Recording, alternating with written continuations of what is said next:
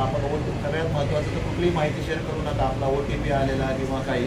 आणि जरी चुकून झालं, जरी आपण थोडं पॅनिक होऊन झाला तरी तात्काळ 1930 म्हणून नंबर आहे, हेल्पलाईन नंबर ऐसा चाललेला असतो, तो स्टॉप होतो. आणि आपण जर तात्काळ जर 1 तास 2 तासाच्या पोलीस स्टेशनला येऊन प्रत्येक पोलीस स्टेशनला सायबर कक्ष आहे, आमच्याकडे पण PSIची त्याची टीम आहे की जे उत्कृष्ट काम करतात आणि त्यांनाच हे मोबाईलचं जे रिकव्हरी आहे 65 मोबाईलची ती केलेली आहे.